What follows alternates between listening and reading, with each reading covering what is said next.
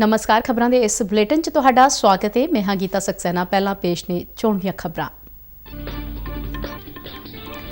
प्रधानमंत्री नरेंद्र मोदी ने कहा, नवा भारत उन्हां आज़ादी घुलाटियां दे सुपनियां दा भारत होना चाहिए है जिन्हां आज़ादी लई अपनी जान वार दित्ती। पंजाब दे राज्यपाल बनवारी लाल पुरोहित ने 5 नवे मंत्रियों नूं सौंप चुकाई।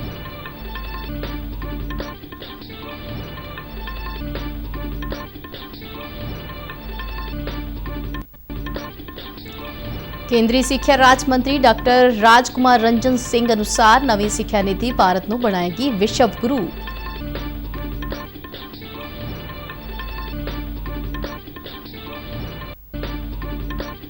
हिमाचल प्रदेश के कुल्लू जिले में होए एक बस हादसे में 12 मुसाफिरों की मौत।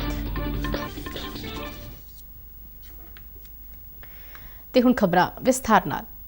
प्रधानमंत्री नरेंद्र मोदी ने आंध्र प्रदेश के भीमावरम विच आज़ादी घुलाटिए अल्लूरी सीताराम राजू की 125वीं जयंती के मौके पर अज एक विशेष प्रोग्राम दौरान उन्होंने कांसे के बुत की कुंड चुकाई की। इस मौके पर प्रधानमंत्री ने कहा कि देश आज़ादी के 75 साल का अमृत महोत्सव का जश्न मना रहा है और असी इस दे नाल अल्लूरी सीताराम राजू की 125वीं वरेगंढ मना रहे हैं। प्रधानमंत्री नरेंद्र मोदी ने कहा कि देश की आज़ादी लई रंपा क्रांति के 100 वरे भी पूरे हो गए ने।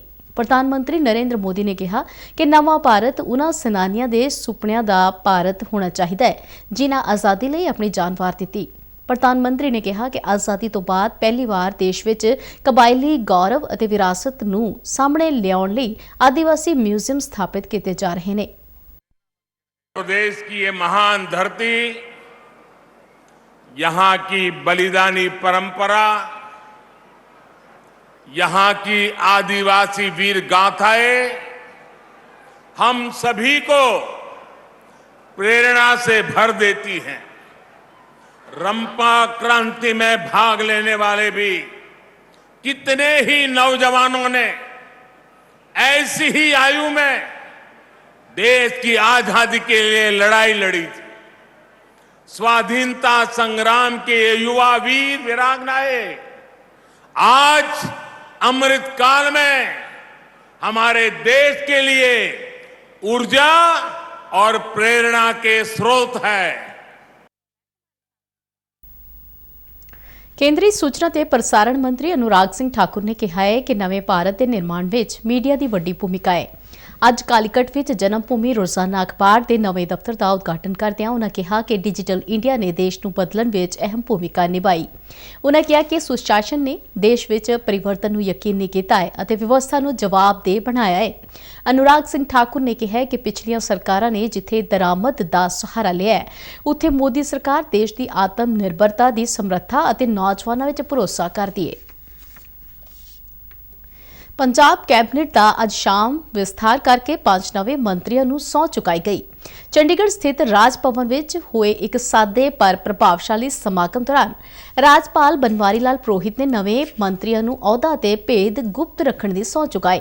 सब तो पहला अमन अरोड़ा नूं सौंप चुकाई गई, जबकि उस मगरों डॉक्टर इंदरबीर निज्जर, फौजा सिंह सरारी, अनमोल गगन मान और चेतन सिंह जौड़ा माजरा नूं सौंप चुकाई गई। इस मौके मुख्यमंत्री भगवंत मान, उन्होंने कैबिनेट के सहयोगी और सूबा सरकार के सीनियर प्रशासनिक ते पुलिस अधिकारी मौजूद रहे।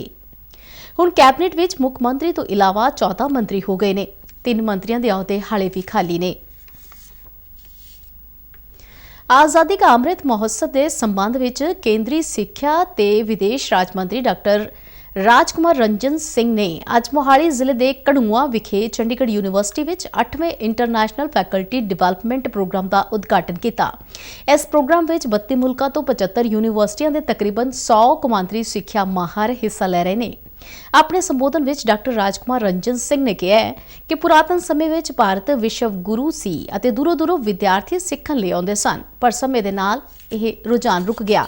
उन्हें कहा कि हुण प्रधानमंत्री नरेंद्र मोदी की अगवाई हेठ भारत फिर विश्व गुरु बनन वाल वध रहा है अते नवी सिक्ख्या नीति 2020 नूं इसे मकसद नाल लिआंदा गया है।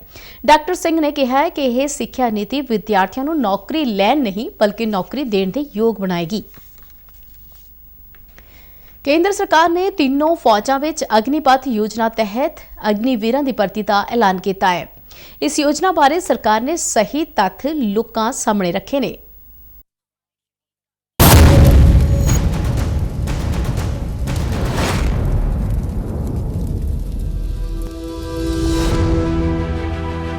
देश ही धर्म, देश ही जाति, देश ही तुहाडी पछाण। चलो अग्निवीर, तू अपने राह ते लै देश दी सुरक्षा दी कमान।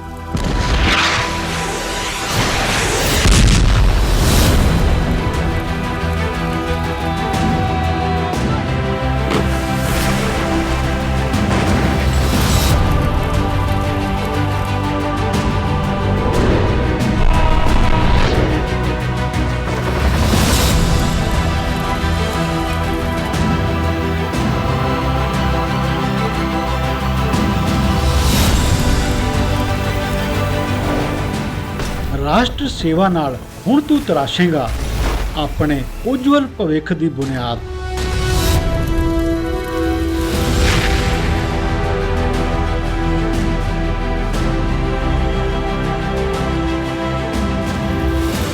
नवे नवे हुनर नू कर हासिल, मिलेगी देश नू एक मजबूत आत्मनिर्भर भारती दी सौगात।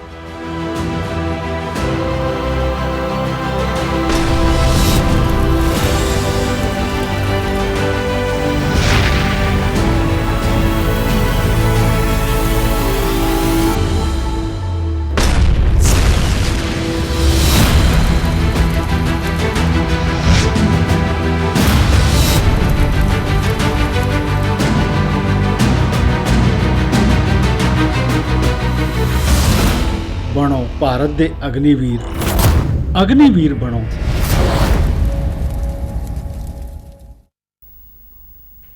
आज़ादी का अमृत महोत्सव ਨੂੰ ਸਮਰਪਿਤ ਆਜ਼ਾਦੀ का सफर तहत ਅਸੀਂ ਭਾਰਤ ਦੀ ਆਜ਼ਾਦੀ ਵਿੱਚ ਯੋਗਦਾਨ ਪਾਉਣ ਵਾਲੇ ਵੱਖ-ਵੱਖ ਮੰਨੇ ਪ੍ਰਮੰਨੇ ਤੇ ਗੁੰਮਨਾਮ ਆਜ਼ਾਦੀ ਸੰਗਰਾਮੀਆਂ ਦੇ ਜੀਵਨ ਦੇ ਪਹਿਲੂਆਂ ਤੋਂ ਤੁਹਾਨੂੰ ਜਾਣੂ ਕਰਵਾਉਂਦੇ ਹਾਂ। ਇਸ ਤੋਂ ਇਲਾਵਾ ਆਜ਼ਾਦੀ ਦੇ ਸੰਘਰਸ਼ ਨਾਲ ਜੁੜੀਆਂ ਹੋਰ ਗਤੀਵਿਧੀਆਂ ਬਾਰੇ ਵੀ ਦੱਸਦੇ ਹਾਂ। ਅੱਜ ਦੀ ਕੜੀ ਵਿੱਚ ਅਸੀਂ ਤੁਹਾਨੂੰ ਅਧਿਆਤਮਕ ਅਤੇ ਰਾਸ਼ਟਰਵਾਦੀ ਚਿੰਤਕ ਸਵਾਮੀ ਵਿਵੇਕਾਨੰਦ, ਸੁਤੰਤਰਤਾ ਸੈਨਾਨੀ ਪਿੰਗਲੀ ਵੈਂਕਈਆ ਅਤੇ ਆਜ਼ਾਦੀ ਕਾਰਕੁਨ ਹਿੰਮਤ ਕੁਮਾਰ ਨਾਇਕ ਬਾਰੇ ਜਾਣਕਾਰੀ ਦੇ ਰਹੇ ਹਾਂ।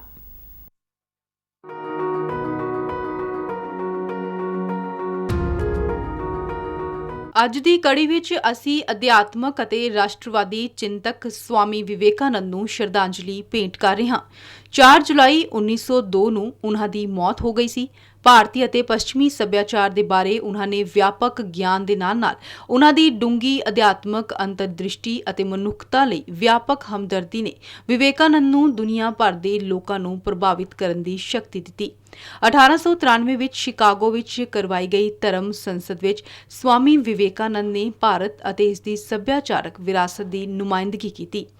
ਭਾਰਤ ਦੀ ਅਧਿਆਤਮਕ ਸੰਸਕ੍ਰਿਤੀ, ਖਾਸ ਤੌਰ ਤੇ ਵਿਦਾਂਤ ਦਰਸ਼ਨ ਦੀ ਵਿਆਖਿਆ ਕਰਨ ਦੇ ਮਿਸ਼ਨ ਤਹਿਤ ਸਵਾਮੀ ਵਿਵੇਕਾਨੰਦ ਨੇ ਭਾਰਤ ਦੀ ਕੌਮੀ ਚੇਤਨਾ ਨੂੰ ਪ੍ਰੇਰਿਤ ਕੀਤਾ। ਉਨ੍ਹਾਂ ਨੇ ਵਿਦਾਂਤ ਦਰਸ਼ਨ ਦੀ ਤਰਕਸ਼ੀਲ ਅਤੇ ਮਾਨਵਵਾਦੀ ਸਿੱਖਿਆ ਰਾਹੀਂ ਧਾਰਮਿਕ ਚੇਤਨਾ ਨੂੰ ਮਜ਼ਬੂਤ ਬਣਾਇਆ। ਉਨ੍ਹਾਂ ਦਾ ਮਿਸ਼ਨ ਕੌਮੀ ਅਤੇ ਕੌਮਾਂਤਰੀ ਦੋਵਾਂ ਲਈ ਹੀ ਸਨ। ਮਾਨਵਤਾ ਪ੍ਰੇਮੀ ਸਵਾਮੀ ਵਿਵੇਕਾਨੰਦ ਨੇ ਰਾਮਕ੍ਰਿਸ਼ਨ ਮਿਸ਼ਨ ਦੀ ਸਥਾਪਨਾ ਕੀਤੀ। 39 ਸਾਲਾਂ ਦੇ ਸੰਖੇਪ ਜੀਵਨ ਕਾਲ ਵਿੱਚ ਵਿਵੇਕਾਨੰਦ ਨੇ 4 ਗ੍ਰੰਥਾਂ ਦੀ ਰਚਨਾ ਕੀਤੀ। ਇਹ ਨੇ ਗਿਆਨ ਯੋਗ, ਭਗਤੀ ਯੋਗ, ਕਰਮ ਯੋਗ ਅਤੇ ਰਾਜ ਯੋਗ। ਮਹਾਨ ਦੇਸ਼ ਭਗਤ ਸੰਤ ਸਵਾਮੀ ਵਿਵੇਕਾਨੰਦ ਜੀ ਨੂੰ ਕੋਟੀ-ਕੋਟੀ ਨਮਨ। ਅੱਜ ਅਸੀਂ ਗਾਂਧੀਵਾਦੀ ਸੁਤੰਤਰਤਾ ਸੈਨਾਨੀ ਪਿੰਗਲੀ ਵੈਂਕਈਆ ਨੂੰ ਵੀ ਸ਼ਰਧਾਂਜਲੀ ਦੇ ਰਹੇ ਹਾਂ। ਉਨ੍ਹਾਂ ਦਾ ਦੇਹਾਂਤ 4 ਜੁਲਾਈ 1963 ਨੂੰ ਹੋਇਆ ਸੀ। ਭਾਰਤ ਦਾ ਕੌਮੀ ਝੰਡਾ ਉਨ੍ਹਾਂ ਦੇ ਡਿਜ਼ਾਈਨ ਉੱਤੇ ਆਧਾਰਿਤ ਹੈ।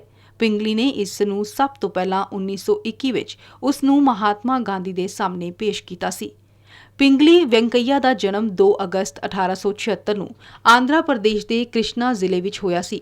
ਉਹ ਅਫਰੀਕਾ ਵਿੱਚ ਐਂਗਲੋ-ਬੋਅਰ ਲੜਾਈ ਦੌਰਾਨ ਦੱਖਣੀ ਅਫਰੀਕਾ ਵਿੱਚ ਬਰਤਾਨਵੀ ਫੌਜ ਵਿੱਚ ਸਨ। ਉੱਥੇ ਪਹਿਲੀ ਵਾਰ ਉਨ੍ਹਾਂ ਦੀ ਮਹਾਤਮਾ ਗਾਂਧੀ ਨਾਲ ਮੁਲਾਕਾਤ ਹੋਈ। ਉਸ ਵੇਲੇ ਪਿੰਗਲੀ ਸਿਰਫ 19 ਸਾਲ ਦੇ ਸਨ। ਪਿੰਗਲੀ ਇੱਕ ਵਾਰ ਫਿਰ ਵਿਜੇਵਾੜਾ ਵਿੱਚ ਗਾਂਧੀ ਜੀ ਨੂੰ ਮਿਲੇ ਅਤੇ ਉਨ੍ਹਾਂ ਨੂੰ ਝੰਡੇ ਦੇ ਵੱਖ-ਵੱਖ ਡਿਜ਼ਾਈਨਾਂ ਦੇ ਨਾਲ ਆਪਣਾ ਪ੍ਰਕਾਸ਼ਨ ਦਿਖਾਇਆ। ਕੌਮੀ ਝੰਡੇ ਦੀ ਲੋੜ ਨੂੰ ਮਹਿਸੂਸ ਕਰਦਿਆਂ ਗਾਂਧੀ ਜੀ ਨੇ ਪਿੰਗਲੀ ਨੂੰ ਨਵਾਂ ਝੰਡਾ ਬਣਾਉਣ ਲਈ ਕਿਹਾ। ਉਹਨਾਂ ਨੂੰ ਨਵਾਂ ਝੰਡਾ 1921 ਵਿੱਚ ਕਾਂਗਰਸ ਦੇ ਕੌਮੀ ਇਜਲਾਸ ਦੌਰਾਨ ਪੇਸ਼ ਕਰਨ ਦੇ ਨਿਰਦੇਸ਼ ਵੀ ਦਿੱਤੇ। ਸ਼ੁਰੂ ਵਿੱਚ ਵੈਂਕਈਆ ਨੇ ਸਿਰਫ ਲਾਲ ਅਤੇ ਹਰੇ ਰੰਗ ਦੀ ਵਰਤੋਂ ਕੀਤੀ, ਪਰ ਬਾਅਦ ਵਿੱਚ ਭਗਵਾ ਰੰਗ ਅਤੇ ਵਿਚਕਾਰ ਚਰਖੇ ਅਤੇ ਚਿੱਟੇ ਰੰਗ ਦੀ ਵਰਤੋਂ ਕੀਤੀ। ਇਸ ਝੰਡੇ ਨੂੰ ਅਧਿਕਾਰਤ ਤੌਰ ਉੱਤੇ 1931 ਵਿੱਚ ਭਾਰਤੀ ਰਾਸ਼ਟਰੀ ਕਾਂਗਰਸ ਦੇ ਇਜਲਾਸ ਵਿੱਚ ਅਪਣਾਇਆ ਗਿਆ ਸੀ। ਭਾਰਤ ਸਰਕਾਰ ਨੇ 2009 ਵਿੱਚ ਉਨ੍ਹਾਂ ਦੀ ਯਾਦ ਵਿੱਚ ਇੱਕ ਡਾਕ ਟਿਕਟ ਜਾਰੀ ਕੀਤੀ ਸੀ। 2015 ਵਿੱਚ ਆਕਾਸ਼ਵਾਣੀ ਦੇ ਵਿਜੇਵਾੜਾ ਕੇਂਦਰ ਦਾ ਨਾਂ ਬਦਲ ਕੇ ਪਿੰਗਲੀ ਵੈਂਕਈਆ ਕਰ ਦਿੱਤਾ ਗਿਆ। ਮਹਾਨ ਰਾਸ਼ਟਰਵਾਦੀ ਪਿੰਗਲੀ ਵੈਂਕਈਆ ਨੂੰ ਸ਼ਰਧਾਂਜਲੀ। ਅੱਜ ਅਸੀਂ ਆਜ਼ਾਦੀ ਕਾਰਕੁਨ ਹੇਮੰਤ ਕੁਮਾਰ ਨਾਇਕ ਨੂੰ ਵੀ ਯਾਦ ਕਰ ਰਹੇ ਹਾਂ। ਉਹਨਾਂ ਦਾ ਦੇਹਾਂਤ 4 ਜੁਲਾਈ 1932 ਨੂੰ ਹੋਇਆ ਸੀ।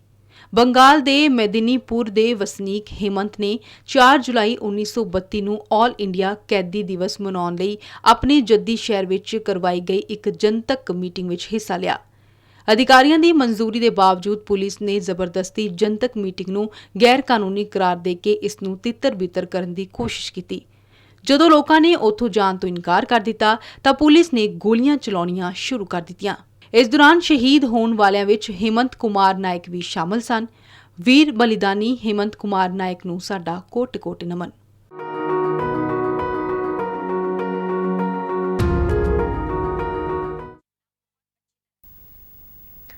ਹਿਮਾਚਲ ਪ੍ਰਦੇਸ਼ ਦੇ ਕੁੱਲੂ ਜ਼ਿਲ੍ਹੇ ਦੀ ਸੈਂਜ ਘਾਟੀ ਦੇ ਸ਼ੈਂਸਰ ਨੇੜੇ ਅੱਜ ਸਵੇਰੇ ਸਵਾਰੀਆਂ ਨਾਲ ਭਰੀ ਇੱਕ ਨਿੱਜੀ ਬੱਸ ਦੇ ਡੂੰਘੀ ਖਾਈ ਵਿੱਚ ਡਿੱਗਣ ਕਾਰਨ 12 ਮੁਸਾਫਰਾਂ ਦੀ ਮੌਤ ਹੋ ਗਈ। ਹਾਦਸੇ ਵਿੱਚ ਕਈ ਮੁਸਾਫਰ ਜ਼ਖਮੀ ਵੀ ਹੋਏ ਨੇ। ਕੁੱਲੂ ਦੇ ਡਿਪਟੀ ਕਮਿਸ਼ਨਰ ਆਸ਼ੂਤੋਸ਼ ਗਰਗ ਨੇ ਦੱਸਿਆ ਕਿ ਜ਼ਖਮੀਆਂ ਨੂੰ ਇਲਾਜ ਲਈ ਨੇੜਲੇ ਹਸਪਤਾਲਾਂ 'ਚ ਦਾਖਲ ਕਰਵਾਇਆ ਗਿਆ ਹੈ।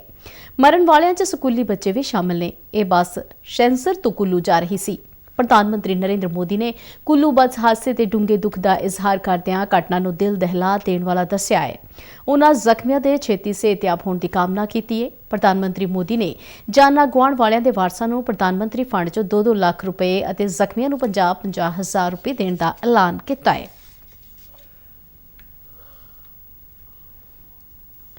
ਪਠਾਨਕੋਟ ਜਲੰਧਰ ਹਾਈਵੇ ਦੇ ਟਾਂਡਾ ਕਸਬੇ ਲਾਗੇ ਅੱਜ ਸਵੇਰੇ ਹੋਏ ਇੱਕ ਸੜਕ ਹਾਦਸੇ ਵਿੱਚ 3 ਵਿਅਕਤੀਆਂ ਦੀ ਮੌਤ ਹੋ ਗਈ। ਦੱਸਿਆ ਜਾਂਦਾ ਹੈ ਕਿ ਕਾਰ ਸਵਾਰ 4 ਲੋਕ ਮਾਤਾ ਵੈਸ਼ਨੋ ਦੇਵੀ ਦੇ ਦਰਸ਼ਨਾਂ ਮਗਰੋਂ ਜਲੰਧਰ ਵਾਪਸ ਆ ਰਹੇ ਸਨ ਤਾਂ ਕਾਰ ਜਦੋਂ ਟਾਂਡਾ ਲਾਗੇ ਪਹੁੰਚੀ ਤਾਂ ਬੇਕਾਬੂ ਹੋ ਕੇ ਡਿਵਾਈਡਰ ਨਾਲ ਟਕਰਾ ਕੇ ਪਲਟ ਗਈ। ਇਸ ਹਾਦਸੇ ਵਿੱਚ ਮਰਨ ਵਾਲੀਆਂ 3 ਔਰਤਾਂ ਨੇ। ਹਾਦਸੇ ਵਿੱਚ ਜ਼ਖਮੀ ਇੱਕ ਵਿਅਕਤੀ ਨੂੰ ਪਹਿਲਾਂ ਟਾਂਡਾ ਦੇ ਸਿਵਲ ਹਸਪਤਾਲ ਲਿਆਂਦਾ ਗਿਆ, ਜਦਕਿ ਮਗਰੋਂ ਜਲੰਧਰ ਦੇ ਨਿੱਜੀ ਹਸਪਤਾਲ ਵਿੱਚ ਦਾਖਲ ਕਰਵਾਇਆ ਗਿਆ। ਇਹ ਸਾਰੇ ਜਲੰਧਰ ਦੇ ਗ੍ਰੇਟਰ ਕੈਲਾਸ਼ ਇਲਾਕੇ ਦੇ ਵਸਨੀਕ ਸਨ। ਆਜ਼ਾਦੀ ਦੀਆਂ ਅੰਮ੍ਰਿਤ ਕਹਾਣੀਆਂ ਤਹਿਤ ਅੱਜ ਅਸੀਂ ਪੇਸ਼ ਕਰ ਰਹੇ ਹਾਂ ਤਨਵੀ ਜਗਦੀਸ਼ ਦੀ ਕਹਾਣੀ। ਤਨਵੀ ਜਗਦੀਸ਼ ਨੇ ਦੇਸ਼ ਵਿੱਚ ਸਰਫਿੰਗ ਦੇ ਖੇਡ ਦੀ ਸ਼ੁਰੂਆਤ ਕੀਤੀ ਅਤੇ ਨਾਮਣਾ ਖੱਟਿਆ। ਮੈਂ ਸਾਗਰ ਨੂੰ ਆਜ਼ਾਦੀ ਦੇ ਵਾਂਗ ਮਹਿਸੂਸ ਕਰਦੀ ਹਾਂ। ਸਾਗਰ ਮੇਰੀ ਮਾਂ ਅਤੇ ਮੈਂ ਉਸ ਦੀ ਧੀ ਹਾਂ। ਇਹ ਉਹ ਖਿਡਾਰੀ ਹਨ ਜਿਸ ਨੇ ਪੂਰੇ ਦੇਸ਼ 'ਚ ਸਰਫਿੰਗ ਦੀ ਲਹਿਰ ਦੀ ਸ਼ੁਰੂਆਤ ਕੀਤੀ। ਇਹ ਹਨ ਤਨਵੀ ਜਗਦੀਸ਼। ਇਸ ਦੇਸ਼ ਦੀ ਪਹਿਲੀ ਮਹਿਲਾ ਪੈਡਲ ਬੋਰਡਰ ਹਨ ਅਤੇ ਇਹਨਾਂ ਲਈ ਆਜ਼ਾਦੀ ਦਾ ਮਤਲਬ ਹੈ ਸਾਗਰ ਦੇ ਨਾਲ ਲਹਿਰਾਣਾ। ਜਦ ਮੈਂ ਛੋਟੀ ਬੱਚੀ ਸੀ ਤਦ ਤੋਂ ਮੈਂ ਸਾਗਰ ਦੇ ਕਰੀਬ ਰਹੀ ਹਾਂ। ਹਰ ਐਤਵਾਰ ਨੂੰ ਮੇਰੇ ਮਾਤਾ-ਪਿਤਾ ਮੈਨੂੰ ਸਾਗਰ ਕਿਨਾਰੇ ਲੈ ਕੇ ਜਾਂਦੇ ਸੀ। ਉੱਥੇ ਇੱਕ ਨਿਯਮ ਸੀ, ਜੇਕਰ ਤੁਸੀਂ ਸਮੁੰਦਰ ਕਿਨਾਰੇ ਤੇ ਜਾਂਦੇ ਹੋ ਪਾਣੀ 'ਚ ਨਹੀਂ ਜਾ ਸਕਦੇ। ਮੈਨੂੰ ਸਮਝ 'ਚ ਨਹੀਂ ਆਉਂਦਾ ਸੀ, ਪਰ ਇਹ ਮੇਰੇ ਲਈ ਰੁਕਾਵਟ ਨਹੀਂ ਬਣੀ ਅਤੇ ਪਤਾ ਨਹੀਂ ਬੀਚ ਨਾਲ ਲਗਾਵ ਹੋ ਗਿਆ। ਮੈਂ ਹਰ ਰੋਜ਼ ਜਾਂਦੀ ਸੀ ਅਤੇ ਅਭਿਆਸ ਕਰਦੀ ਸੀ। ਹਮੇਸ਼ਾ ਲੜਕਿਆਂ ਦੇ ਨਾਲ ਅਭਿਆਸ ਕਰਦੀ ਸੀ ਔਰ ਜਦ ਪਹਿਲੀ ਨੈਸ਼ਨਲ ਚੈਂਪੀਅਨਸ਼ਿਪ 'ਚ ਲੜਕਿਆਂ ਦੇ ਨਾਲ ਮੁਕਾਬਲਾ ਕਰ ਰਹੀ ਸੀ, ਉੱਥੇ ਬਹੁਤ ਸਾਰੀਆਂ ਲੜਕੀਆਂ ਵੀ ਮਿਲੀਆਂ ਅਤੇ ਸਭ ਦਾ ਇੱਕ ਹੀ ਪਿਆਰ ਸੀ ਅਤੇ ਉਹ ਸੀ ਸਮੁੰਦਰ। ਮੈਂ 2016 ਚ 16 ਸਾਲ ਦੀ ਉਮਰ 'ਚ ਵਰਲਡ ਕੱਪ ਦੇ ਲਈ ਗਈ। ਉੱਥੇ ਪਹਿਲੀ ਵਾਰ Bharat stand up paddling world cup 'ਚ ਭਾਗ ਲਿਆ। ਮੈਂ ਬੜਾ ਅਭਿਆਸ ਕੀਤਾ, ਲੋਕਾਂ ਨੇ ਮੈਨੂੰ ਪਸੰਦ ਕੀਤਾ ਅਤੇ ਸਮਰਥਨ ਵੀ ਦਿੱਤਾ। ਕਰਾਊਡ ਫੰਡਿੰਗ ਨਾਲ ਮੈਂ ਫਿਜੀ ਪਹੁੰਚ ਗਈ। ਉੱਥੇ ਸਮਾਗਮ ਵਿੱਚ ਸਾਨੂੰ ਭਾਰਤ ਦਾ ਝੰਡਾ ਲੈ ਕੇ ਜਾਣਾ ਪੈਂਦਾ ਹੈ। ਇਹ ਮੇਰੇ ਲਈ ਇੱਕ ਮਾਣ ਦੀ ਗੱਲ ਹੈ। ਮੈਂ ਜੋ ਕੁਝ ਵੀ ਹਾਸਿਲ ਕੀਤਾ, ਜੋ ਵੀ ਕੀਤਾ, ਇਸ ਦੇ ਅੱਗੇ ਇਹ ਸਭ ਮੇਰੇ ਲਈ ਕੁਝ ਮਤਲਬ ਨਹੀਂ ਰੱਖਦਾ ਹੈ।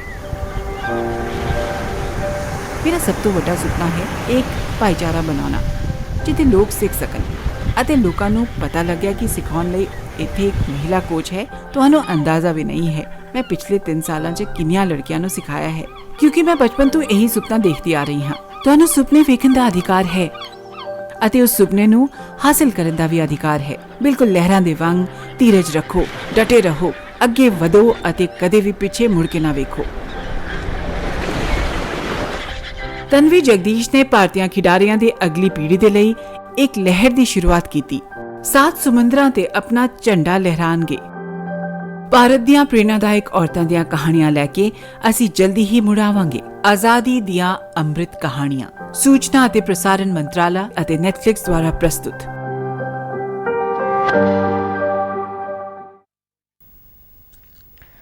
ਪੰਜਾਬ ਬੀਜੇਪੀ ਦੇ ਸੀਨੀਅਰ ਨੇਤਾ ਤੇ ਸਾਬਕਾ ਮੰਤਰੀ ਮਨੋਰੰਜਨ ਕਾਲੀਆ ਨੇ ਕਿਹਾ ਹੈ ਕਿ ਚੋਣਾਂ ਤੋਂ ਪਹਿਲਾਂ ਆਮ ਆਦਮੀ ਪਾਰਟੀ ਨੇ ਸਾਰੇ ਬਿਜਲੀ ਖਪਤਕਾਰਾਂ ਨੂੰ 300 ਯੂਨਿਟ ਬਿਜਲੀ ਮੁਫਤ ਦੇਣ ਦਾ ਐਲਾਨ ਕੀਤਾ ਸੀ, ਪਰ ਹੁਣ ਇਹ ਐਲਾਨ ਲਾਗੂ ਕਰਨ ਸਮੇਂ ਕਈ ਸ਼ਰਤਾਂ ਲਗਾ ਦਿੱਤੀਆਂ ਗਈਆਂ ਨੇ।